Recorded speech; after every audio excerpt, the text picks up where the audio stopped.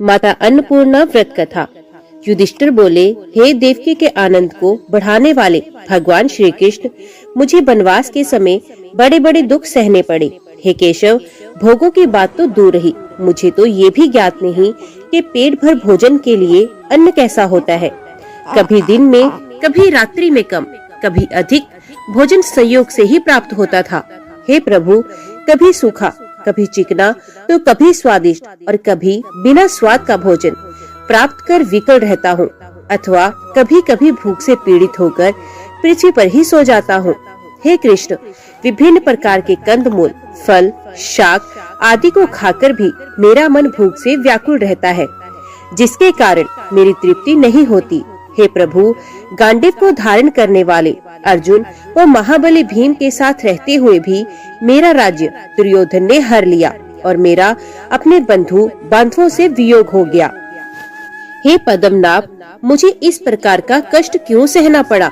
हे कृष्ण, इस संसार में प्राणियों को अन्न का कष्ट किस कारण से सहना पड़ता है? हे माधव, मुझ पर कृपा करके बताएं कि इस संसार में ऐसा कौन सा कर्म है जिसके करने से दरिद्रता व बंधु बांधवों से वियोग ना हो, और ना ही किसी से द्वेष अथवा वैमनस्य ना हो, ना ही किसी से कुछ मांगना पड़े। श्री कृष्ण बोले, जब पिता की आज्ञा को मानकर समस्त राज्य त्याग कर श्री रामचंद्र अपनी पत्नी सीता और अपने अनुज लक्ष्मण के साथ दंडकारण्य वन में निवास कर रहे थे, उस समय हे राजन, एक दिन लक्ष्मण भोजन की खोज में दिन भर अरण्य में घूमते रहे, किंतु सायंकाल तक जब उन्हें कुछ नहीं मिला तो वे श्री राम के पास लौट आए और उन्हें प्रणाम कर दुखी और आंखों में अश्रु भरकर चुपचाप उनके सामने बैठ गए। ऐसी स्थिति में श्री राम ने अपने अनुज को मधुर वाणी से समझाते हुए कहा, हे वत्स, अपने हृदय को दुखी मत करो, क्योंकि इस संसार में प्राणी अपने भाग्य का फल भोगते हैं।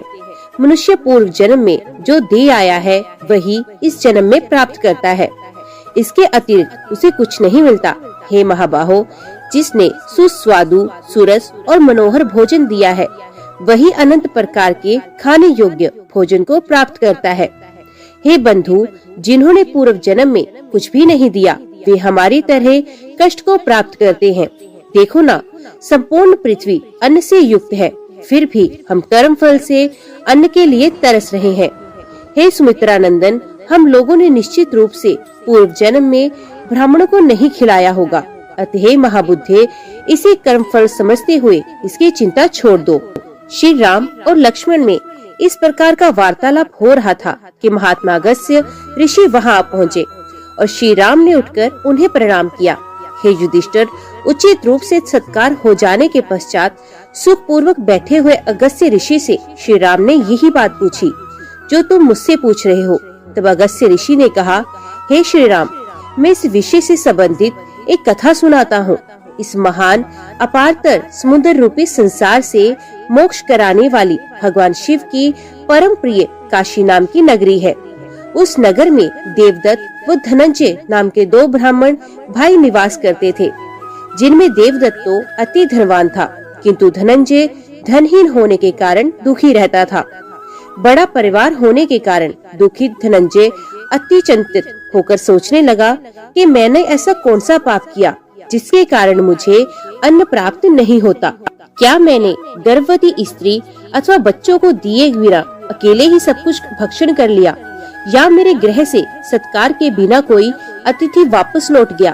क्या मैंने किसी के द्वारा दिए हुए अन्न को श्रद्धा से ना खाकर उसकी उपेक्षा की या उसकी निंदा की, अथवा भोजन करते समय क्रोध करके उस अन्न को उठाकर दूसरे की ओर फेंक दिया? क्या कभी मेरे पास अधिक अन्न होने के कारण अधिक धन पाने के लोभ से अकाल पड़ने की कामना की, अथवा मैंने रास्ते में पड़े हुए अन्न की उपेक्षा की? क्या मैंने किसी के द्वारा प्रदत्त किए हुए अन्न को बिना तृप्त हुए ही अहंकार से त्याग दिया, या श्राद्ध में निमंत्रित होकर भी मैं धन के मद में आकर वहां नहीं गया?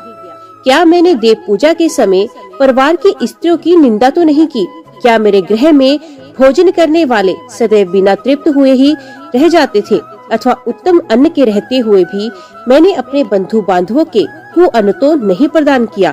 क्या श्राद्ध के दिन मैं किसी बहाने से विघ्न तो नहीं डाल देता था, या पितृ, देवता और ब्राह्मण के निमित्त कार्य का निषेध तो नहीं कर देता था, जिसके कारण मुझ कुटुंबी को प्रतिदिन ही अन्न दुर्लभ हो गया है।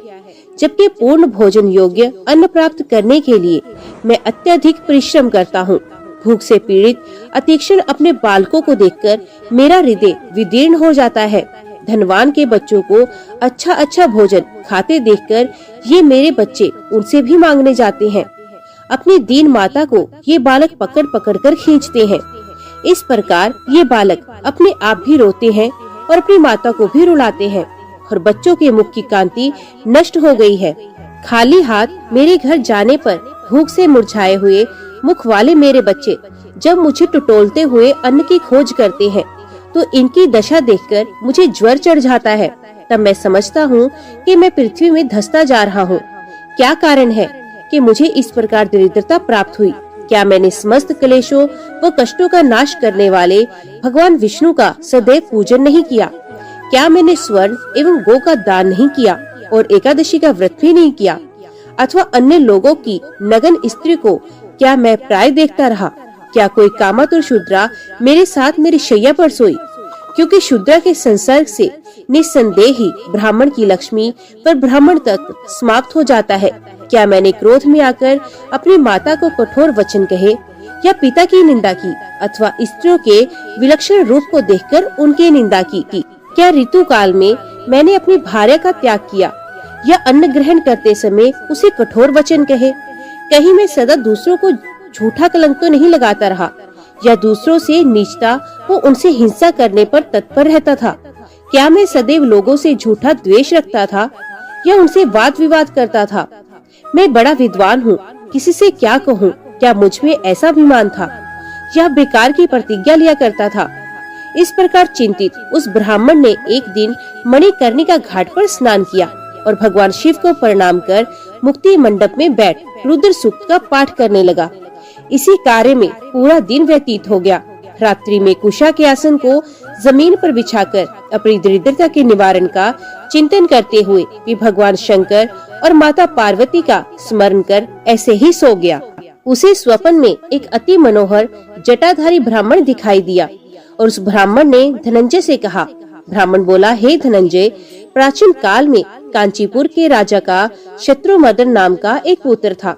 जब राजकुमार शत्रुमर्दन को उसके पिताश्री ने राजकुमार बनाया तो उसने अपने मित्र हेरंब को राजकुमार ने अपने ही तुल्य कर दिया।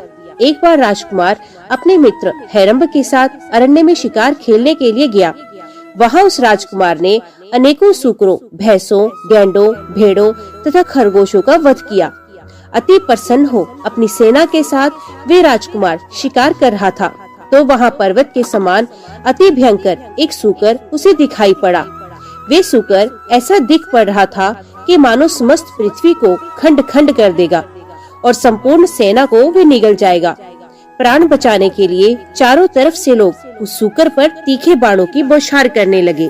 भयंकर नाद करते हुए सहस्रों कुत्ते उस पर टूट पड़े, किंतु उस युवा सूकर ने उनकी जरा भी परवाह कर उन कुत्तों को चीरकर मार डाला।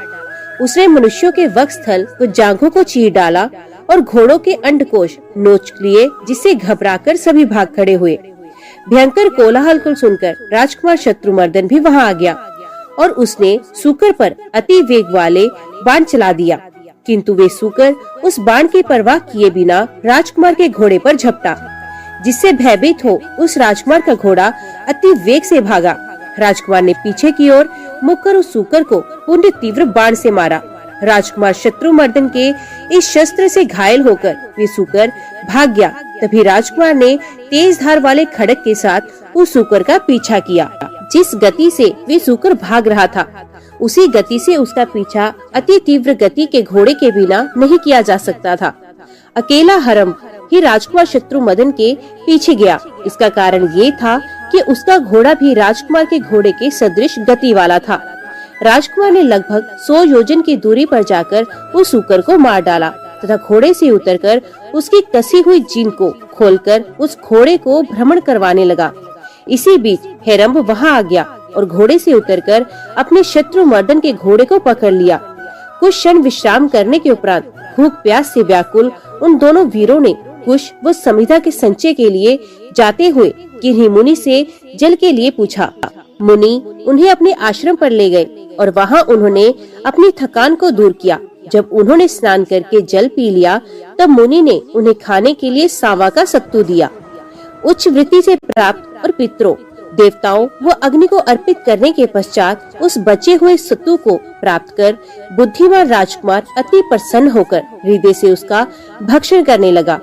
किंतु वे राजकुमार का मित्र हेरम्ब, जिसने कुछ दिन पूर्व ही विशाल संपत्ति प्राप्त की, जिसके कारण वे अति ग्रवित हो चुका था, जो ही उस सत्तू को खाने बैठा तो उसने अपनी नाक भों को सिकोड़कर उस सत्तू की निंदा करते हुए थोड़ा सा खाया और कहा कि इसमें स्वाद नहीं, और उस सत्तू को धरती पर बिखेरने लगा।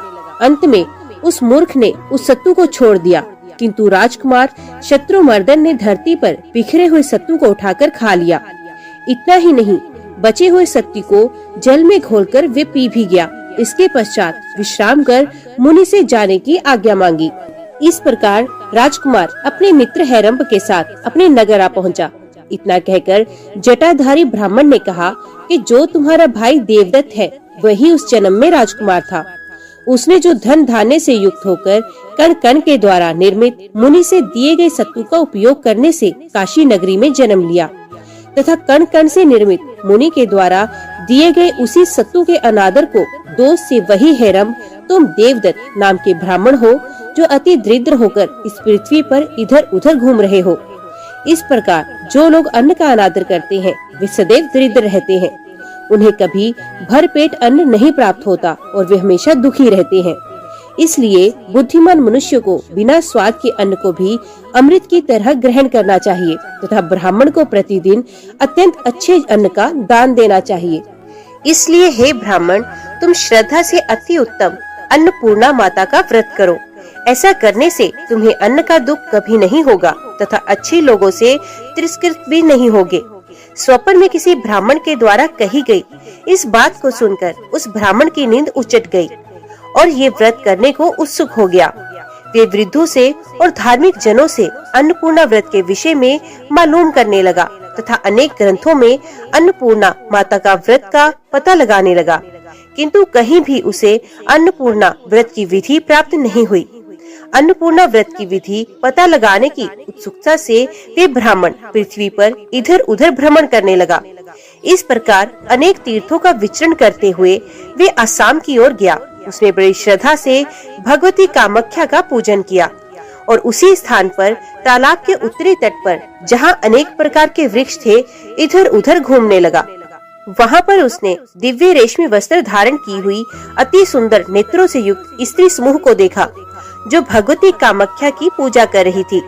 उनके निकट जाकर उस ब्राह्मण ने विनय के साथ पूछा, हे साध्वी देवियों, ये आप कौन सा व्रत कर रही हैं? इस व्रत की क्या विधि है? इसका क्या फल है? और ये इस उत्तमोत्तम व्रत किस समय किया जाता है? तब उन स्त्रियों ने कहा, हे विप्र, श्रद्धा व भक्ति से अपने हृदय को एकाग्र कर ध्यान से सुनो। सच्चिदानंद परमेश्वर की जो शक्ति है तथा एक रूपा होते हुए भी अनेकानेक रूपों में विद्यमान है, जिसने ये संपूर्ण संसार बनाया, इस समस्त चराचर जगत को शिव शक्ति में समझे। जो शिव है वही विश्वेश्वर और जो उनकी शक्ति है वही विश्वेश्वरी पार्वती है। वही शक्ति जब सृष्टि रचती है तो माया पालन करती है, जब संहार करती है तो कालरात्रि के नाम से प्रसिद्ध हो जाती है। उसी अन्नपूर्णा भगवती का सभी प्रकार से शुभ फल प्रदान करने वाला ये उत्तमोत्तम व्रत है। मार्गशीर्ष मास के कृष्ण पक्ष की पंचमी तिथि को प्रातः काल गंगा अथवा नदी में सर से स्नान कर रेशम का डोरा लेकर रोली से रंग ले और उसमें 17 गांठें चंदन की देवे। इसके उपरांत धूप से उन गांठों की पूजा करे। गांठों में भगवती अन्नपूर्णा की स्थापना करे।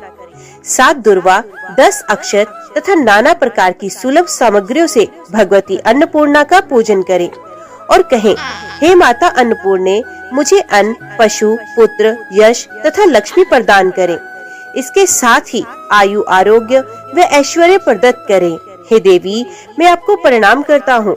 इस प्रकार से प्रार्थना करके पुरुष दाया तथा स्त्री बाई भुजा से उस धागे को धारण करे और शांत चित्त से कथा सुने। कथा के अंत में 17 हरे धान के चावल व दुर्वा लेकर ये 16 वाक्य कहें। हे माता अन्नपूर्णा, आप सर्वशक्तिमयी हैं, अत सर्व पुष्पमयी ये दुर्वा आपको अर्पण करता हूँ, आपको नमस्कार है। इस प्रकार से 16 दिन तक माँ अन्नपूर्णा की कथा का श्रवण करें व डोरे का पूजन करें। फिर जब 17वां दिन आए यानी कि मार्गशीर्ष शुक्ल पक्ष षष्ठी को व्रत करने वाले सफेद वस्त्र धारण करें। रात्रि में पूजा स्थान में जाकर धान के पौधों से एक कल्प वृक्ष बनाकर स्थापित करें और उस वृक्ष के नीचे भगवती अन्नपूर्णा की दिव्य प्रतिमा स्थापित करें। उस प्रतिमा का रंग जवा पुष्प की भांति हो, उनके मुखमंडल में 3 नेत्र हो, मस्तक पर अर्धचंद्र शोभित हो, जिससे नवयौवन के दर्शन होते हैं। बंदूक के फूलों की ढेरी उसके चारों ओर लगी हो और वे दिव्य आभूषणों से विभूषित हो। उनकी मूर्ति प्रसन्न मुद्रा में स्वर्ण के आसन पर विराजित हो। मूर्ति के बाएं हाथ में अन्न से परिपूर्ण माणिक का पात्र और दाएं हाथ में रत्नों से निर्मित कलशूल हो। 16 कमल वाले पंखुड़ी पर एक कमल पर पूरब से दाहिनी ओर से नंदिनी, मेदिनी, भद्रा, गंगा, बहुरूपा, तितिक्षा, माया, हति, स्वसा, रिपुहंत्री, आनंदा, नंदा, पूर्णा, रुचिरित्रा, स्वामी सिद्धा, हसिनी अंकित करे। हे देवी, मेरे द्वारा की गई इस पूजा को ग्रहण करे, तुम्हें नमस्कार है। वर और अभय को प्रदत्त करने वाली बंधु फूल के तुल्य शोभन कर वर्ण वाली अन्नपूर्णा का आवाहन हाथ में फूल लेकर ही करना चाहिए। हे देव देवेश भगवान शिव की प्राण वल्लभा अन्नपूर्णा देवी, मेरे द्वारा की गई इस पूजा को स्वीकार करो, तुम्हें हमारा नमस्कार है। उपयुक्त प्रकार से आवाहन कर नंदाय नमः पादम सम प्रयामी इस मंत्र से नंदा देवी को जल अर्पित करे। इसके पश्चात गिरीश कांता भगवती उमा को अर्घ्य और आचमन्य प्रदान करे। संसार की माता गिरिजा को चंदन तथा मधुपर्क समर्पित करे और फूल लेकर ये कहें, हे जगत के मंगल को भी मंगल प्रदान करने वाली श्री महेश्वर की महेशी एवं कार्तिकेय की माता, तुम्हें नमस्कार है। इस प्रकार नमस्कार कर भगवती को धूप, दीप, नैवेद्य, वस्त्र, सिंदूर, आभूषण, तांबूल तथा अनेक प्रकार के सुगंध सौभाग्यादि द्रव्य उन्हें समर्पित करें। फिर भगवती को प्रदक्षिणा कर साष्टांग प्रणाम करें और अपनी भुजा से डोरे को निकालकर भगवती के चरणों में रखें। हे माँ, संपूर्ण धन संपत्ति को प्रदत्त करने वाली, ये डोरा जिसे मैंने धारण किया था उसका व्रत आज संपूर्ण हो गया। हे माँ, इस डोरे को तुम ग्रहण करो। हे माता, तुम तीनों लोकों का लालन पालन करने वाली हो, मैं तुम्हारा दास हूँ, इसलिए हे माता, तुम मुझे श्रेष्ठ वर प्रदान कर मेरी रक्षा करो। फिर अन्नपूर्णा व्रत की कथा सुने, गुरु को दक्षिणा प्रदान करे, 17 पात्रों में पकवान से पूर्ण कर देवे, ब्राह्मण को दान दे, फिर सुहागन औरतों को भोजन कराए। तत्पश्चात रात्रि में स्वयं भी बिना नमक का भोजन करे और रात्रि में भगवती का महोत्सव करे। फिर पृथ्वी पर साष्टांग प्रणाम कर भगवती से प्रार्थना कर उनका विसर्जन करें। फिर इस प्रकार प्रार्थना करें, हे माता, हम लोगों को तुम्हारे चरण कमल के अतिरिक्त और कोई सहारा नहीं। हे माँ, आप हमारे अपराधों को क्षमा करो और मेरे परिवार पर प्रतिदिन कृपा दृष्टि बनाए रखो। कल्प वृक्ष से निर्मित किए गए धान की बालों का उपयोग बीज आदि के लिए करें या स्वयं भोजन करें, किंतु दूसरे को कदापि न दें। इस प्रकार 16 वर्ष तक अन्नपूर्णा व्रत को करें, फिर 17वें वर्ष उद्यापन करें। पूर्ववत 17 पात्रों को पकवानों से पूर्ण कर वस्त्र तथा बांस के छतरी से ढक दे। फिर ब्राह्मणों को अन्न व गौ का दान करें।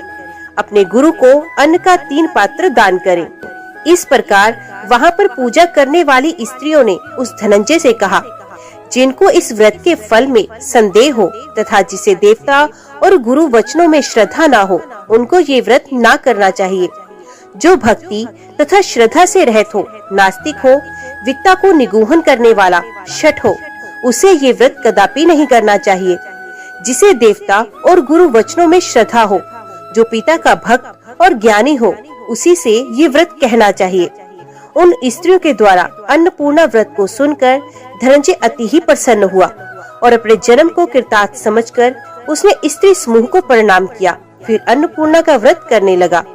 वे इस व्रत को करके अपने घर काशी में गया। उसकी लक्ष्मी प्रतिदिन बढ़ने लगी। मदमस्त हाथी व घोड़ों से उसका घर सुशोभित हो रहा था। उसके घर में स्वर्ण की सीढ़ियां हो गई, जिनके नेत्र कमल के तुल्य सुशोभित हो रहे थे।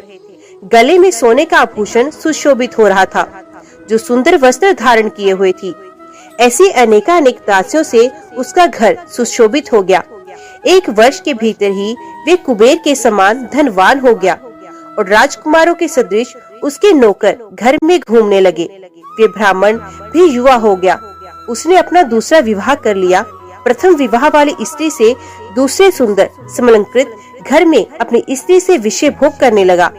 एक समय उस ब्राह्मण ने अपनी बड़ी पत्नी के घर निवास किया और मार्गशीर्ष कृष्ण पंचमी को उसने अन्नपूर्णा व्रत को निमित्त हाथ से डोरे को बांधा।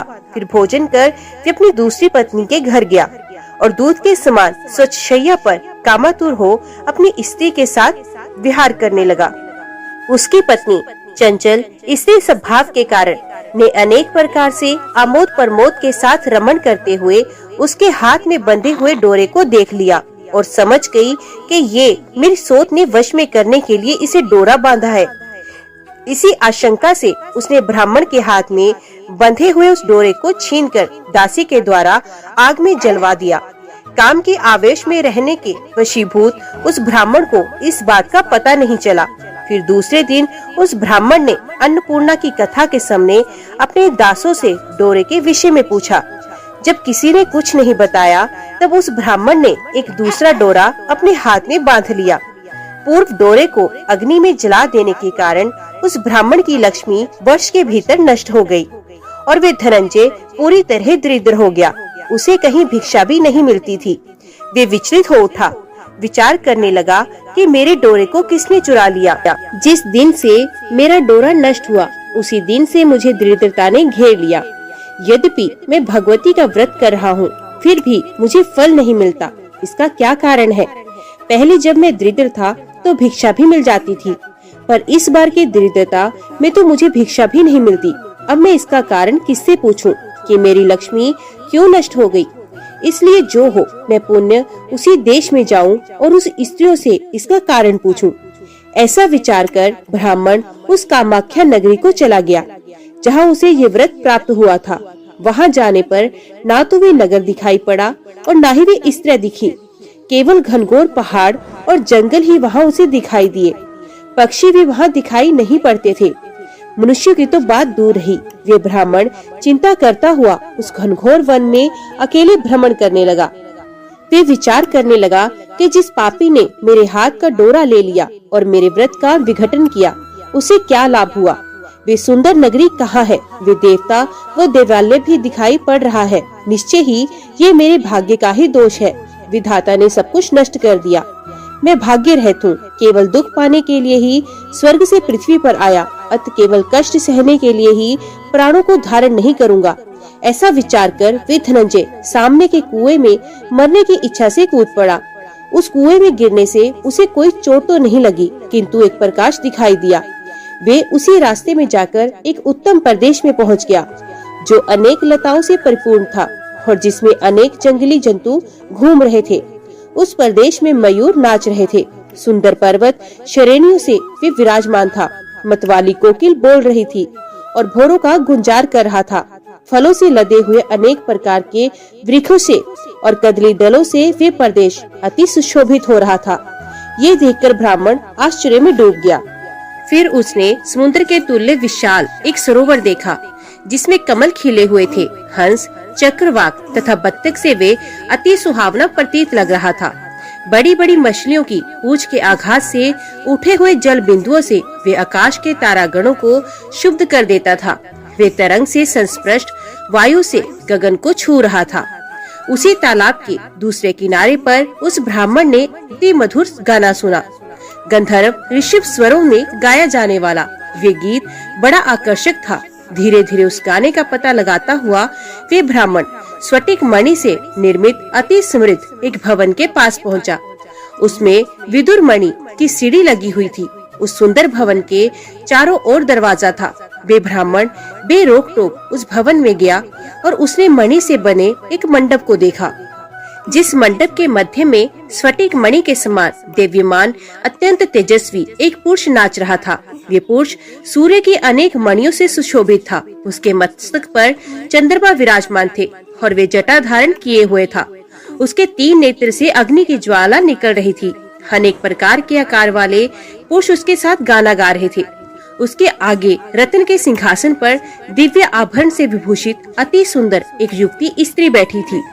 कपूर, इलायची तथा लवंग से युक्त पान से उसका मुख सुशोभित था। उसका शरीर पुष्प के समान रक्त वर्ण का था। सुंदर दासियां उसे मनोहर तांबुल का बीड़ा दे रही थी। सुंदर चवर के चलने से उसके कर्ण भूषण इधर उधर डोल रहे थे, जिससे मुख की शोभा और भी बढ़ रही थी। उसका मुख अनेक सुगंधित द्रव्यों से परिपूर्ण था। वे मंद मंद हंस रही थी।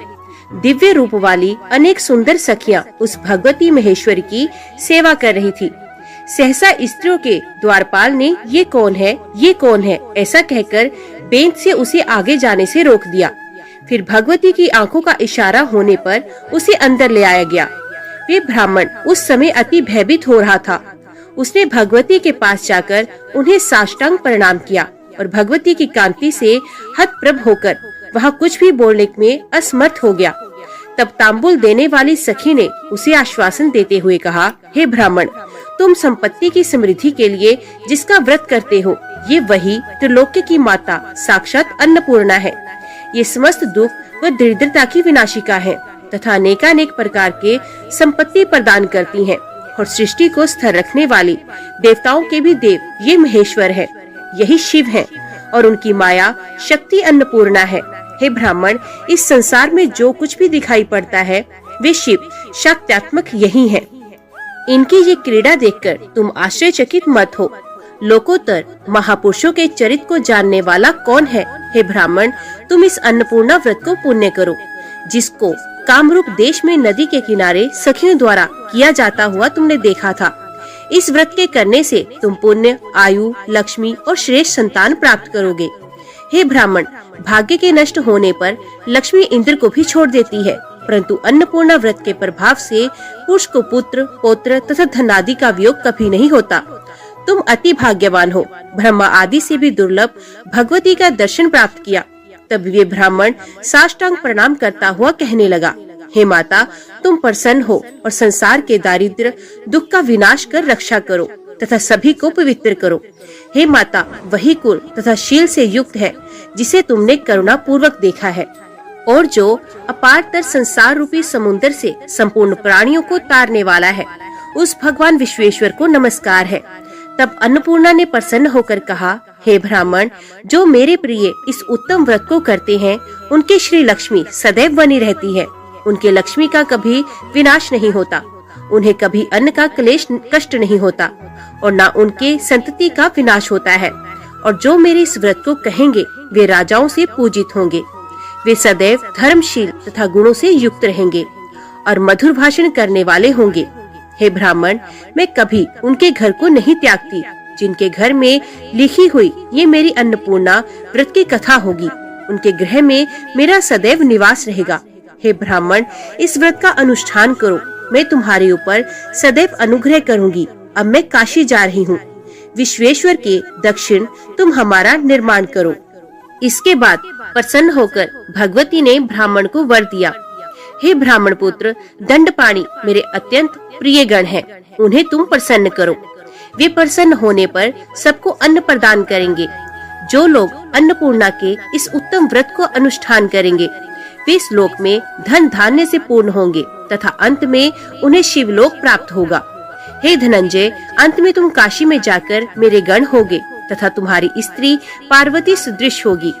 तदुपरांत वे ब्राह्मण भगवती पार्वती और भगवान शिव को प्रणाम कर काशी चला गया और वहां जाकर उसने कल्याण को देने वाला अन्नपूर्णा का व्रत किया।